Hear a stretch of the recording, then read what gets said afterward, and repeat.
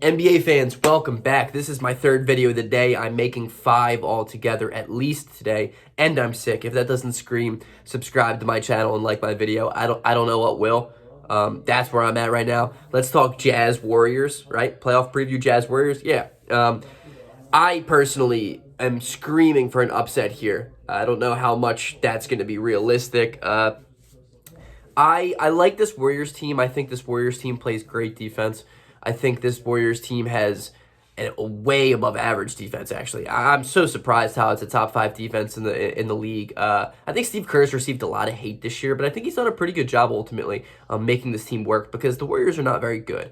I don't love the fact that Draymond Green just got Defensive Player of the Year finalist nods because I think Bam Adebayo deserved it over him, and I also think Clint Capella deserved it over him. So I don't love that. I really don't. That being said, he's been great this year on defense, though, and Steph Curry is the MVP to me. I think he is the most valuable player to a team in the entire league. He put on a historic week. He has taken his team completely by himself. I mean, this team without him is a 15-win team, maybe. But I don't want to knock the guys on the team because Andrew Wiggins has played great this year. He's had probably the best year of his career since his rookie year. Juan Toscano Anderson is a good ball player. He's a good role player. Congratulations to him for getting that full-time contract. The team's not bad. They're not good, but they're not bad. I think they work around Steph really well, and I think what is so successful for them is they're finally letting Steph Curry go out there and shoot the ball 15 times a night from 3. That's what that man should be doing every single night. I don't care what you say to me. Steph should be putting up almost 23s a night, every single night. That's how they're going to win games.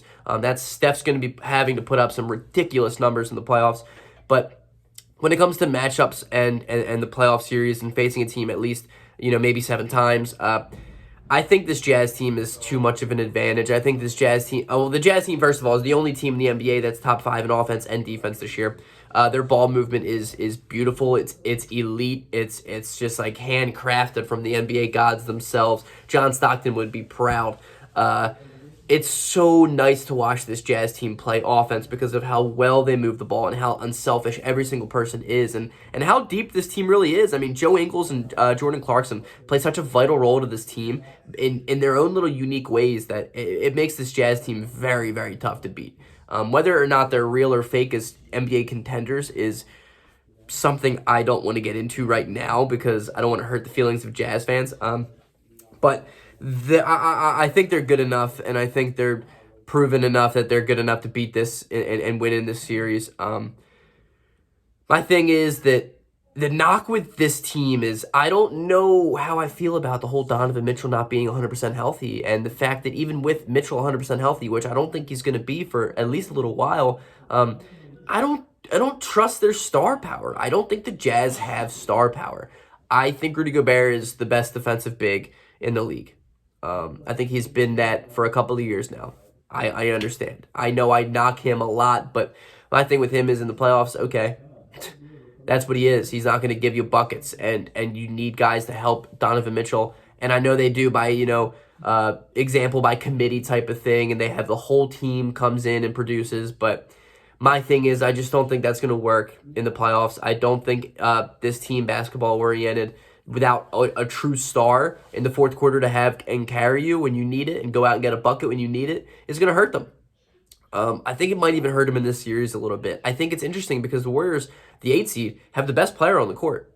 Steph Curry is better than anybody on the Jazz, and Steph Curry is an MVP candidate, and Steph Curry is the best player in this series at all times.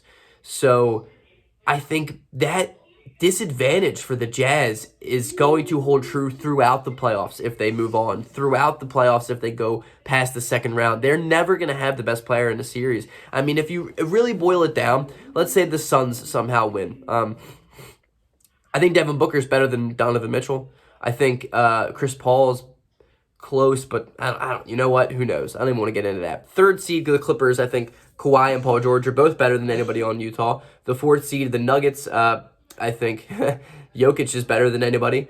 I would say the same thing about Damian Lillard. I would say the same thing about LeBron and AD. And then I would say the same thing about Steph Curry. You're the number 1 seed in the Western Conference, and you might have the least amount of star power in the entire playoff format. on your side of the bracket. That's going to hurt.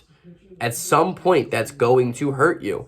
The moment you can't rely on 70% healthy Donovan Mitchell to go in the fourth quarter and get you a bucket, you are going to become so stagnant on offense that it's going to kill you. And that's my thing with the Jazz right now. I don't trust them. I don't trust them when it comes to fourth quarter basketball. And their defense is great, right? But and I think, you know what?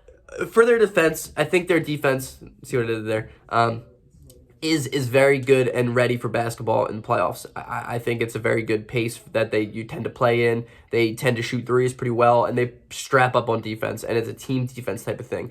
It's going to help them in the playoffs, but I just don't think they're strong enough in the top end of their roster to really move on. The problem with the Warriors is, how much can you really rely on one guy to carry you throughout the entire Western Conference playoffs? I don't know. I don't know. I think I have the Jazz in 5 or 6 in the series. I would be shocked if it went 7, and I would be surprised if it went 6. I think the Jazz are too good. This Warriors team is the odd team out in this playoff for the Western Conference, I think. But I think if the Lakers were at the 8 seed, it would be a 4-0, 5-0 series for the Lakers. I just don't trust. I really, really don't trust the Jazz team throughout the playoffs. Maybe they prove me wrong. Hoping for Jazz fans, they prove me wrong. But it's going to be Jazz in 5 is my guess, but it's not looking pretty for the Jazz throughout the playoffs.